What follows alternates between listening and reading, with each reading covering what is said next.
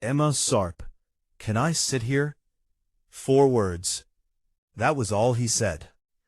A disabled Navy SEAL, standing at the last available table in a crowded diner, his crutch planted firmly against the floor, his shoulders squared with the dignity of someone who had already been told no 4 times and was bracing quietly for a 5th. He didn't know the woman sitting across from him had heard those exact words before. Not in a diner. In a VA waiting room, from a man with a purple heart and nowhere left to go. Her father. She looked up at him. She didn't hesitate. What happened in the 14 hours that followed would bring 214 Navy SEALs to the lawn of a Colorado hospital before sunrise. It would cost a diner owner everything he thought his name was worth. And it would give a woman who had been carrying something heavy for 6 years the moment she didn't know she had been waiting for. None of it started with 200 men in formation. It started with 4 words. And a woman who already knew exactly what it cost when the answer was no. Drop your city in the comments before we go any further, and stay until the very end, because what those 214 men did when they were asked to leave is something nobody inside that building was prepared for. Now, let's go back. 14 hours earlier, Emma Sharp had been elbow-deep in someone else's catastrophe. The trauma bay at Riverside General smelled like disinfectant and the specific desperation of a Tuesday night that had refused to end. Emma Sharp had been on her feet for 16 hours when the man stopped breathing. 52 years old, construction worker, had wrapped his pickup truck around a telephone pole on Route 9 at 4 in the morning. His chest was a roadmap of bruises, his breathing shallow and wet. Emma called it before the attending even looked at the X-ray. Pneumothorax, chest tube, now. The resident beside her fumbled with the sterile packaging, his hands shaking with the particular tremor of someone who had read about this procedure many more times than he had performed it. Emma didn't wait. She prepped the site herself, made the incision, guided the tube between the man's ribs with the steadiness of someone who knew precisely how many seconds she had before the window closed forever. 12 seconds. She did it in 9. By the time Dr. Waverly arrived, silver-haired and perpetually annoyed, the patient's oxygen saturation was climbing back towards safe territory. Waverly glanced at the monitor, grunted. Next time, wait for me before making executive decisions. Emma peeled off her gloves. Her scrubs were splattered with blood that wasn't hers. Next time, she said quietly, show up before your patient dies. The resident's eyes went wide. Waverly said nothing. He never did. She clocked out at 8 a.m. 16 hours, 4 critical patients. 2 residents she'd had to redirect before they made decisions that would have cost someone a life. 1 attending who spent the entire shift resenting her for knowing more than him and being consistently right about it. She grabbed her jacket from her locker, pushed through the hospital's main doors, and walked out into the cool October air of Millbrook City. She did what she always did after a shift like that. She went to the Anchor Diner. The Anchor sat 3 blocks from the hospital, a relic from the 1960s with cracked vinyl booths and a neon sign that flickered in the window like it was sending Morse code to nobody in particular.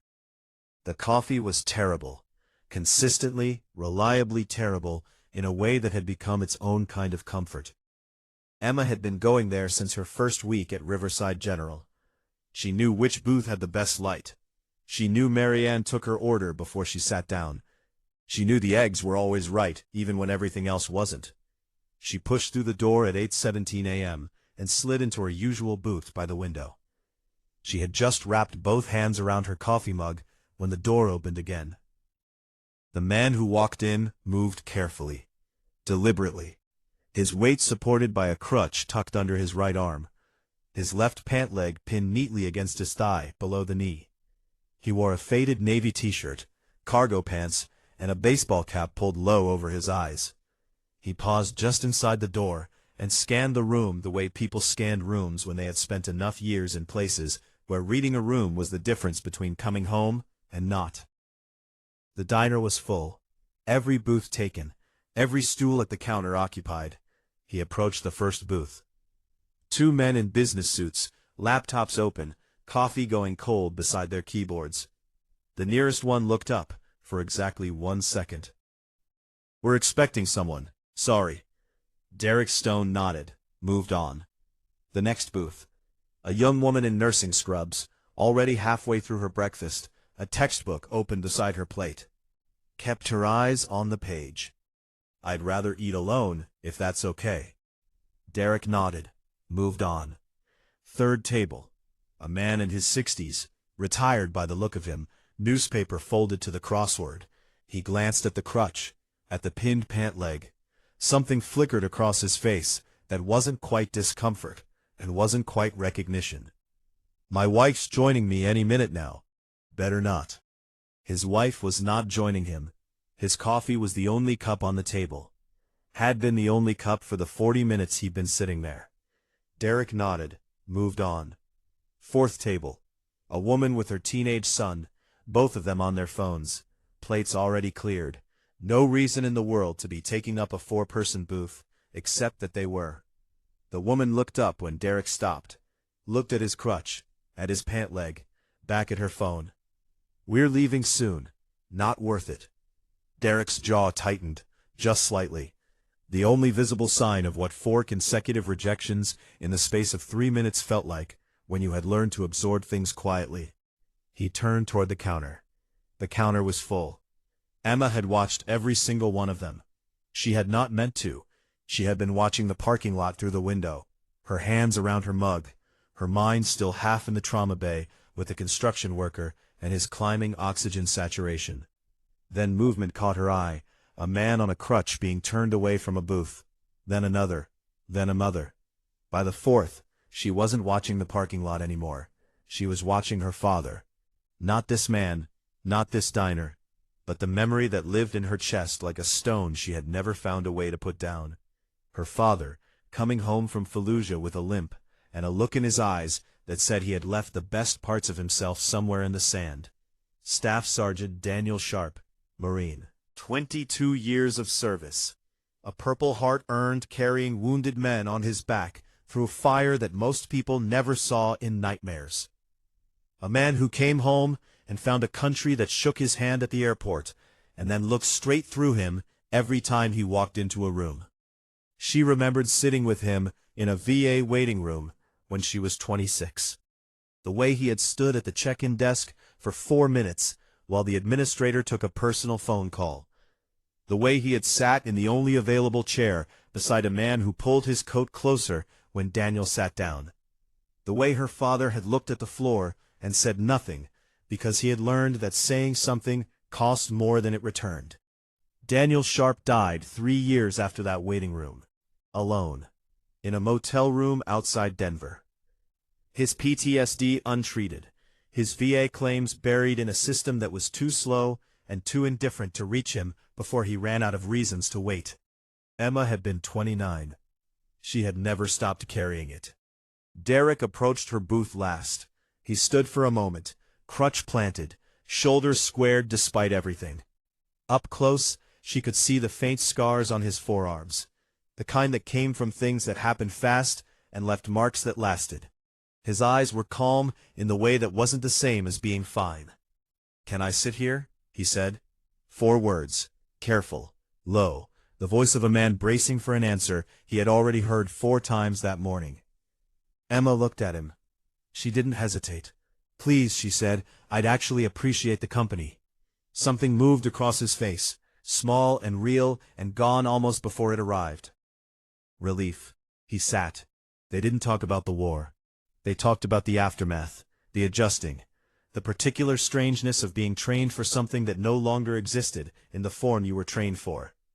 Derek told her about the 18 months of rehabilitation after Kandahar, about learning to walk again with a prosthetic, and then fighting for a year to stay on active duty because he didn't know who he was if he wasn't still useful.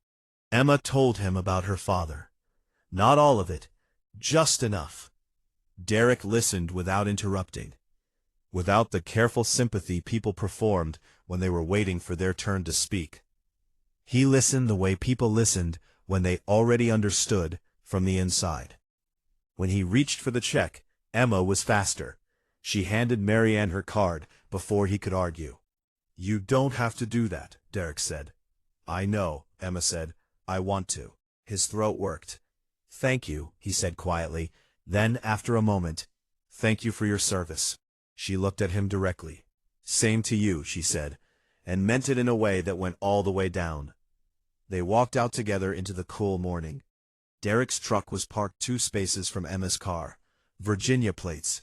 He moved toward it carefully, the crutch finding the uneven asphalt with practiced efficiency. Emma was unlocking her door when the diner's front door banged open behind them. Ralph Desmond, the owner, a thick-necked man in his 50s with a permanent scowl and the specific confidence of someone who had spent decades being the biggest presence in the smallest possible room. He stood on the threshold and raised his voice loud enough to carry across the entire parking lot. "You know," he said, "you really shouldn't encourage that kind of scene in my establishment." His eyes were on Emma, not on Derek, on Emma. "People come here for a quiet breakfast, not to deal with complications." Emma turned slowly. "That complication," she said, "is a decorated Navy SEAL. He served this country. He saved lives, and you couldn't spare him a seat." Ralph's face reddened. "I run a business, not a charity." "Then you're running it wrong." She got in her car. She drove away before she said something she couldn't take back, her hands shaking against the steering wheel. Not from anger, from something older and heavier than anger. The feeling of watching it happen again and not being able to stop it, the way she hadn't been able to stop it in a VA waiting room 7 years ago, when her father sat in a chair beside a man who pulled his coat away and said nothing, because saying something cost more than it returned. She was 12 minutes from home when her phone rang. Margaret Chen, her supervisor. "Emma, I need you to come in for a meeting. 2 p.m. today, non-negotiable." Emma stared at the road. "What's this about?" "A complaint was filed." Margaret's pause was exactly 1 second too long. "We'll discuss it in person." Emma already knew who had filed it. She drove the rest of the way home with her father's face somewhere behind her eyes, and the specific weight of knowing that she was about to be punished for the only decent thing she had done all day. Emma's apartment was small and quiet and full of photographs. Her father in dress uniform, outside Camp Lejeune, 1987. Her father holding a newborn Emma in a hospital room, his enormous hands impossibly gentle around something that small.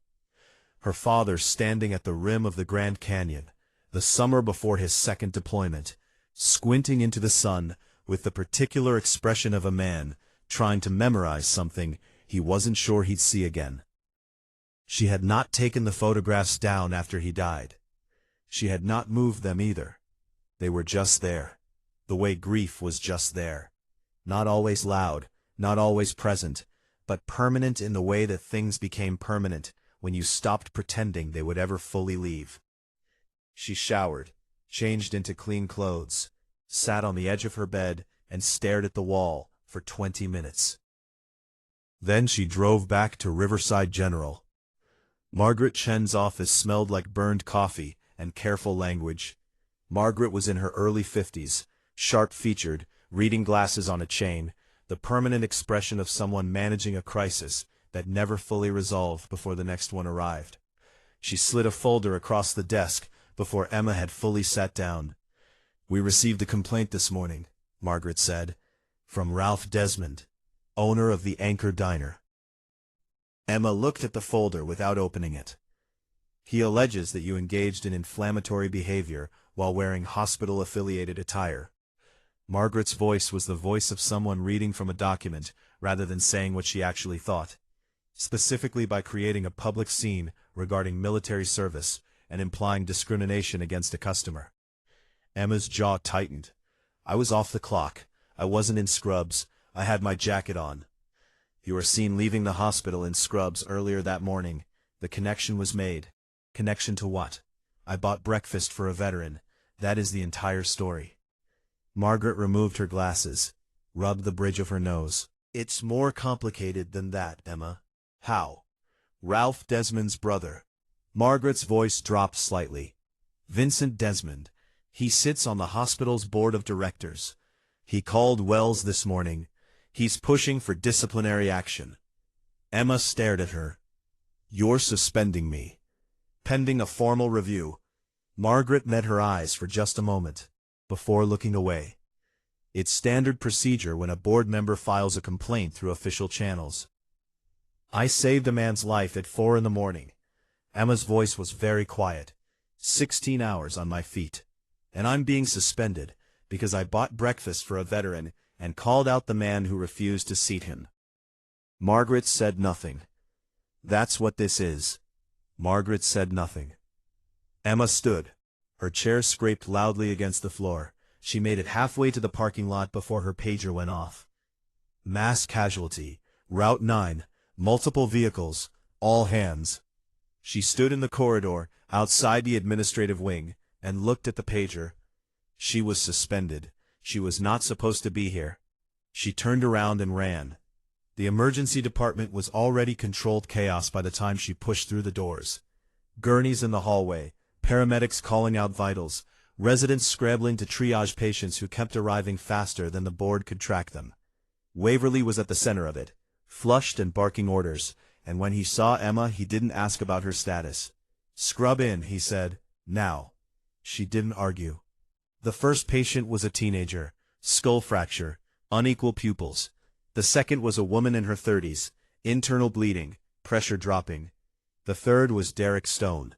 Emma saw him before the paramedic finished the handoff. His face was covered in soot. His breathing was labored. His forearms, the ones with the old shrapnel scars she had noticed in the diner 3 hours earlier, were burned from the wrist to the elbow. White male, early 30s, the paramedic said, his voice the practiced rhythm of someone delivering a report under pressure. Pulled 3 civilians from a burning vehicle before the gas tank blew. Smoke inhalation, second-degree burns on both forearms and upper back. Possible cracked ribs. Refused transport until every other patient was loaded. Emma took the head of the gurney. Of course he did, she said quietly. Derek's eyes opened, unfocused at first, then, finding her face. The nurse, he said. His voice was raw from the smoke. The nurse, Emma confirmed. Stay with me. The civilians are fine. You got them out. Now let me get you stable. His eyes drifted closed. She worked fast. Airway assessment, oxygen mask, IV line, vitals. The burns were serious but manageable. His lungs needed monitoring.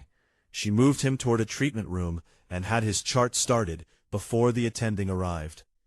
She was adjusting his IV when the main doors opened. Not paramedics. 6 men in full tactical gear moved through the emergency department with the precise economy of people who had entered far more dangerous rooms than this. They scanned the space without urgency, without theater, with the specific calm of men for whom readiness was not a performance but a resting state. The one in front was tall, broad-shouldered, close-cropped beard, eyes the color of winter concrete. He approached the nurse's station and spoke in a voice that was not loud and did not need to be. Chief Petty Officer Derek Stone, he said. Where is he? A nurse pointed toward Emma's treatment room. The man's eyes found Emma through the window. He stepped inside. His team positioned themselves in the corridor without being asked. Something moved through his expression that was quickly controlled. Chief, he said. His voice dropped to something almost private. You good? Derek managed the faint architecture of a smile.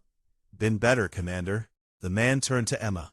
He had the eyes of someone who assessed situations for a living and had gotten very good at it. You're treating him? Yes. Lieutenant Commander Hayes. His voice was direct without being unkind. Stone pulled 3 civilians from a burning wreck this morning. I know, Emma said. I'm the one who got the handoff. Hayes studied her for 1 second. Then he pulled out his phone and stepped into the corridor. Emma turned back to Derek. Your commander moves fast, she said. Hayes doesn't do anything slowly, Derek said, his voice thickening as the pain medication began to reach him. He called me this morning after the diner. Heard everything. I told him not to do anything. He paused. He doesn't take direction well. Emma adjusted the oxygen flow on his mask. What did he hear? She said. Derek's eyes were closing. Everything, he said. The whole parking lot. Emma stilled. He had called Hayes before he walked back to his truck. The entire conversation with Ralph Desmond had been heard by a lieutenant commander of Naval Special Warfare while it was still happening. She looked through the treatment room window at Hayes in the corridor, phone to his ear, speaking in the clipped, efficient sentences of a man who was not asking for things, but arranging them. She had a feeling Ralph Desmond's morning was about to get significantly worse. Hayes reappeared in the doorway 20 minutes later. Emma was updating Derek's chart. Derek was asleep, his breathing steady, his vitals holding where they needed to be. How is he? Hayes said. Stable, Emma said. Burns are 2nd degree. Painful, but manageable. His lungs are clear. He'll need observation for at least 24 hours, but he'll make a full recovery. Hayes nodded. The tension in his jaw released by a fraction. I understand you were suspended this morning. Emma looked at him. Word travels fast, she said. Hayes's expression didn't change. Stone called me from the diner parking lot. Told me what happened with the owner. Told me a nurse had stood up for him. Told me her hospital was trying to punish her for it. He paused. I made some calls. What kind of calls? The kind that tend to clarify priorities for people who have lost sight of them. Hayes folded his hands in front of him, with the patience of someone who had learned that the most effective force was the kind that didn't need to announce itself. Ralph Desmond's brother sits on your hospital's board. I'm aware. Vincent Desmond has been a board member for 11 years. In that time he has reduced veteran care funding twice, blocked 2 proposals for a patient advocacy program, and used his position to protect his brother's business interests on at least 3 separate occasions. Hayes's voice was even. All of that is documented. All of it is now in the hands of people who find it very interesting. Emma stared at him. You did all of that in 3 hours? Hayes almost smiled. We're good at gathering information quickly. He met her eyes directly. Nobody punishes someone for treating a veteran with basic human decency. Not on my watch. Not ever. Emma looked at Derek asleep on the gurney, at the man who had pulled 3 strangers from a burning car this morning after being turned away from 4 breakfast tables. She thought about her father sitting in a VA waiting room while an administrator finished a personal phone call. She thought about the folder Margaret had slid across her desk without meeting her eyes. She thought about Ralph Desmond's voice in the parking lot. People come here for a quiet breakfast, not to deal with complications. Something settled in Emma's chest, hard and clear and permanent. I want my job back, she said, not because I need them to do me a favor, because I didn't do anything wrong. Hayes nodded once. No, he said, you didn't. He stepped back into the corridor and made another call. Outside the treatment room window, the emergency department continued its controlled rhythm. Gurneys moving, monitors beeping, residents writing orders, and nurses correcting them quietly, so nobody's pride got damaged more than necessary. Emma checked Derek's vitals one more time. His breathing was deep and even.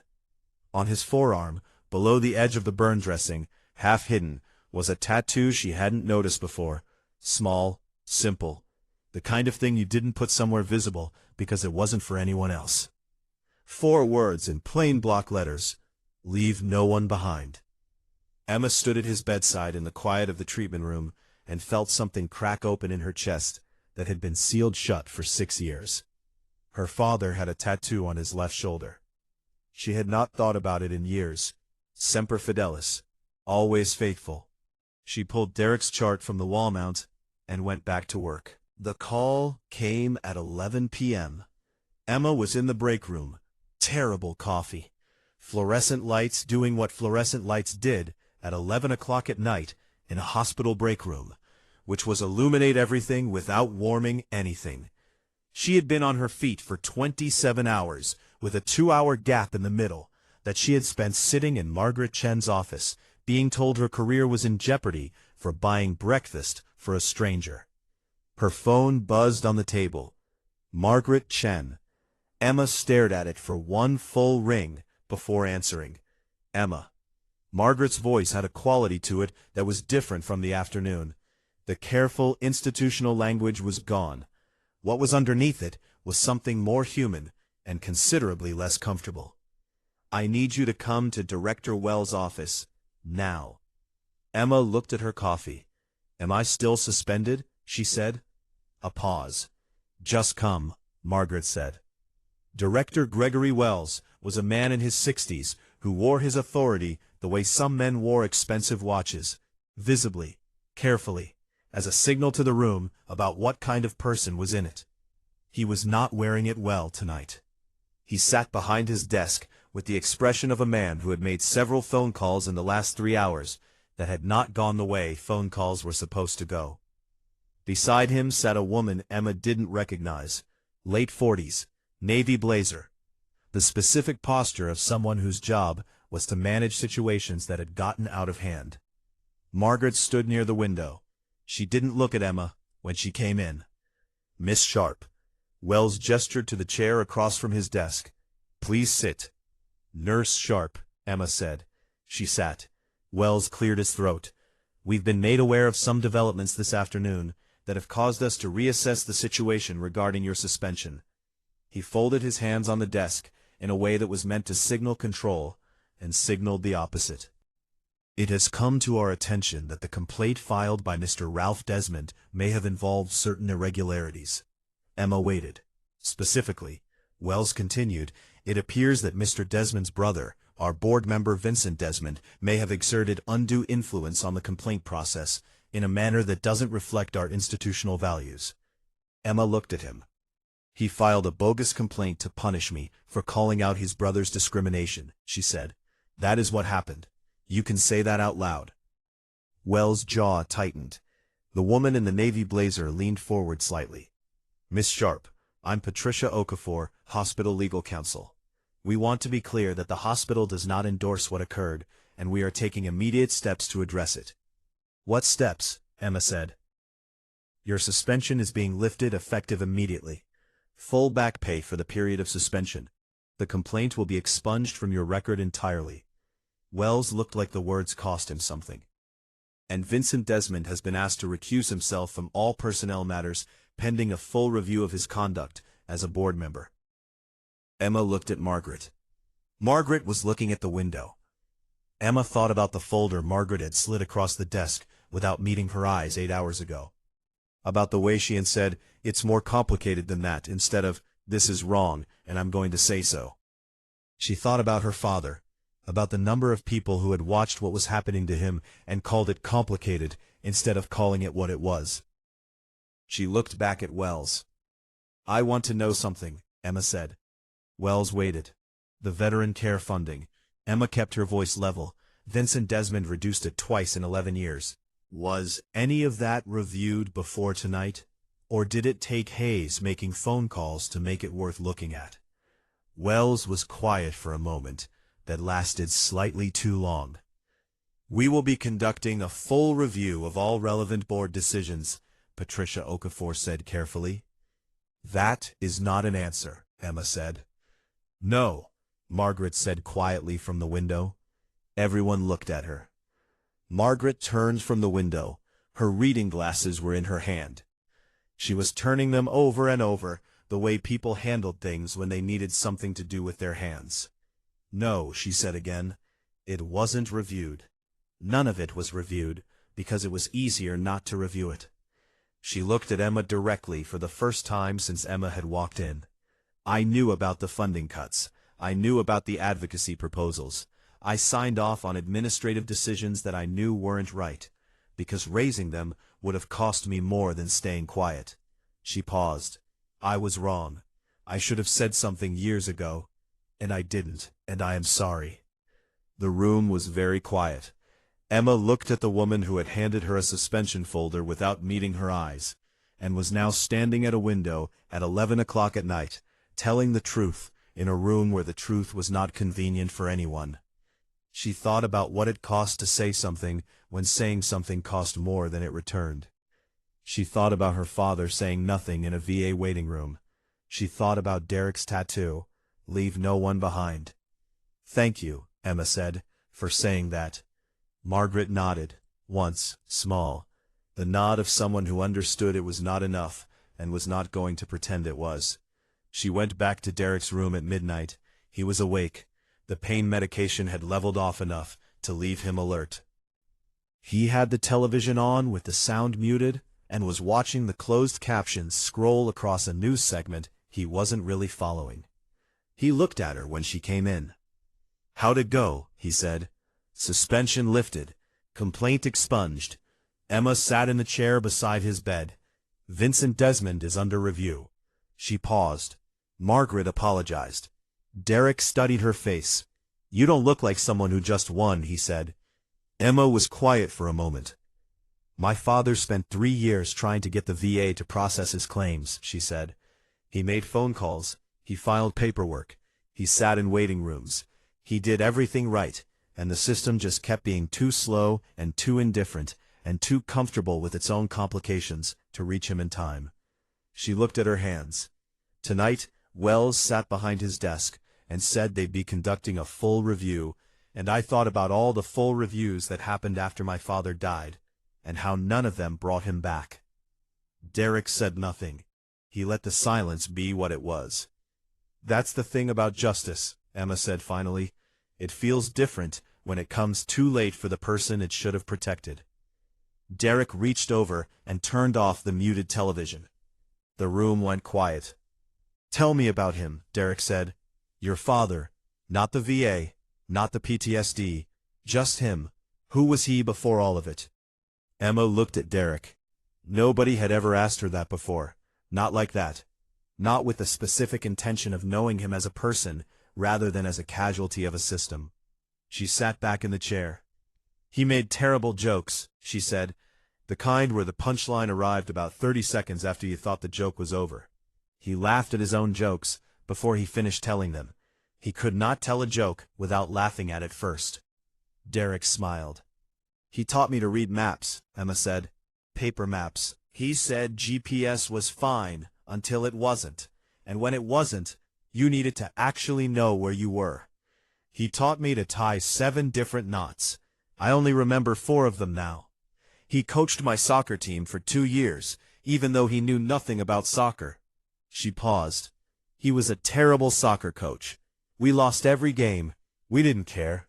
Derek's smile stayed. "He sounds like someone worth knowing," he said. Emma nodded. He was. She looked at the window. Outside the hospital, the city was the muted dark of 3 in the morning. A few cars, a traffic light cycling through its sequence for nobody. "He deserved better than what he got," she said. "Not from you. Not from people like you. From the system that was supposed to be there for him and wasn't." She paused. "That's why I didn't hesitate this morning, in the diner, when you asked to sit down. Because I know what it looks like when someone has been turned away too many times and is getting close to the place where they stop asking." Derek was quiet for a long moment. "I was there once," he said, "after Kandahar, before the rehabilitation unit. There was about a month where I was close to that place." He looked at his hands. "One person at the VA, a counselor, talked to me for 40 minutes when she had a 10-minute slot, stayed late, gave me her direct number." He paused. "That's all it was.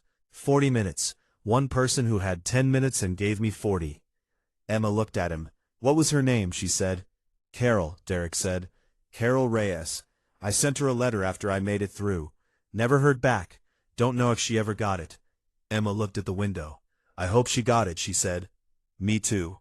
She was walking back toward the nurse's station at 5:30 a.m. when she heard it.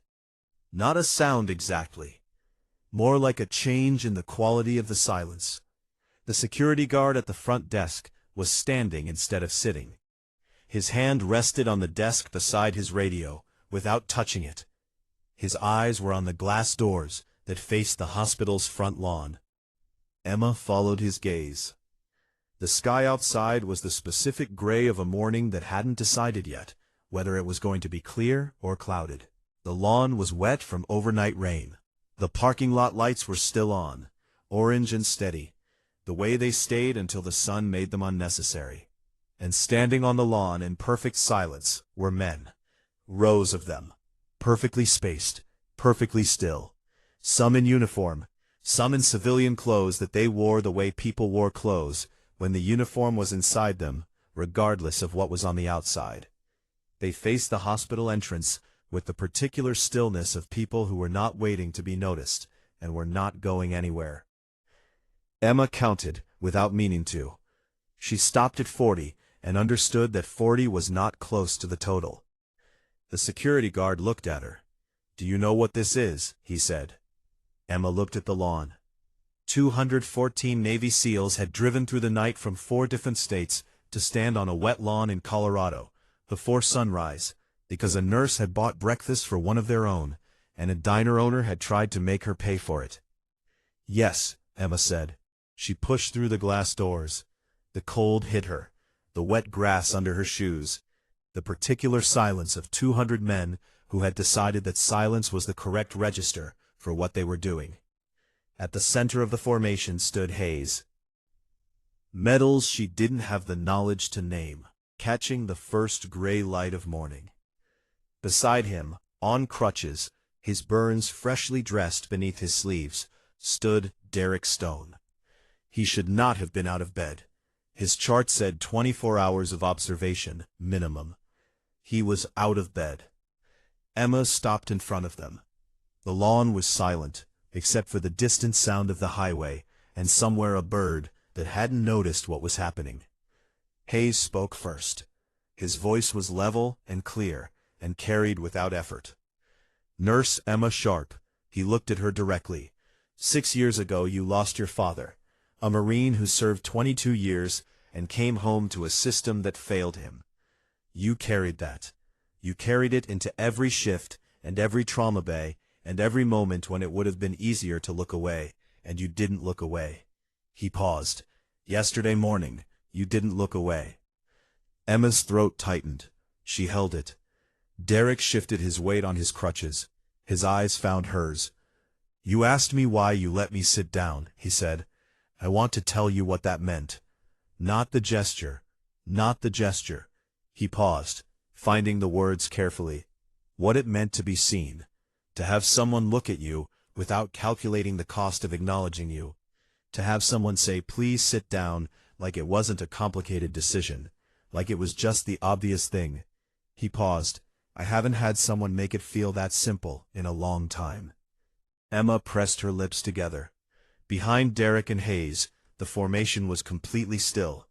214 men who had driven through the night and were standing in the wet morning dark of a Colorado hospital lawn, and were not performing anything.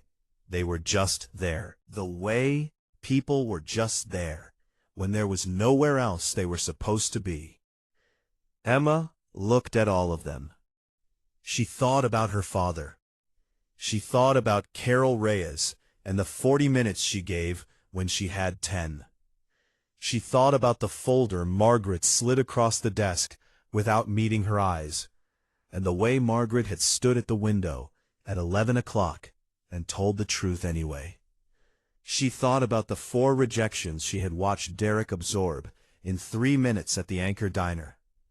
The businessman who didn't look up, the nurse with the textbook, the man with the crossword who said his wife was coming, the woman who said they were leaving when they weren't.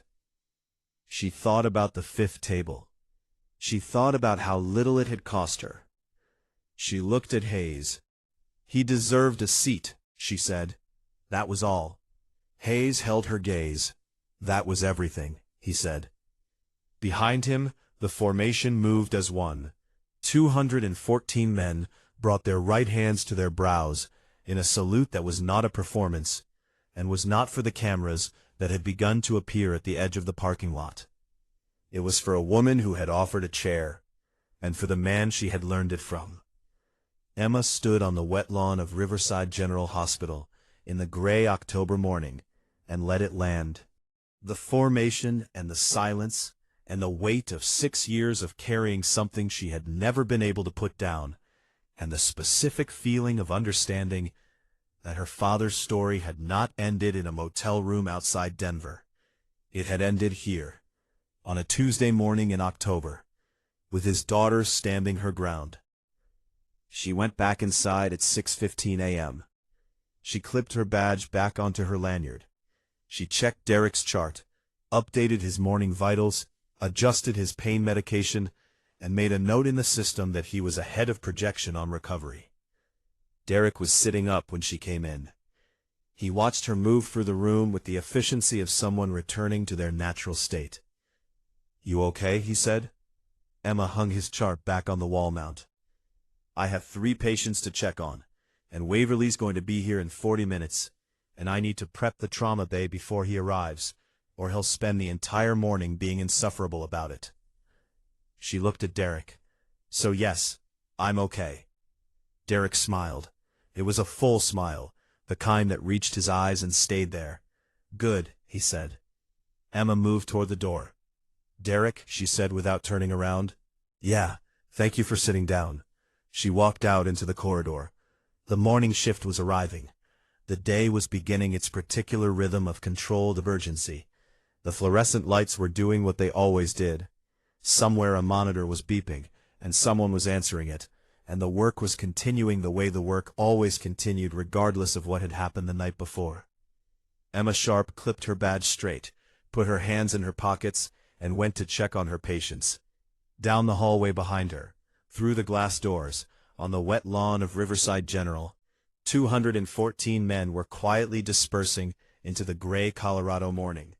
No announcement. They had come because they needed to come. And now, the thing that needed doing was done. The last one to leave was a man on crutches. He stood on the lawn for a moment after the others had gone, looking at the hospital entrance, at the glass doors, at the badge-shaped rectangle of light, visible through the 4th floor window, where a nurse was beginning her rounds. Then he turned and walked slowly toward the parking lot. His left pant leg was pinned neatly below the knee. His shoulders were squared. And somewhere inside that hospital, in a VA waiting room that existed only in memory, Staff Sergeant Daniel Sharp sat a little straighter in his chair. 214 men drove through the night for a woman who offered a chair. They didn't do it for cameras or headlines. They did it because someone had finally refused to look away. If this story stayed with you, drop your city in the comments. Share it with someone who needs to hear it today. And subscribe, because every week we tell the stories of the people who move toward the difficult thing when everyone else looks away. That's who we're here for. Until next time.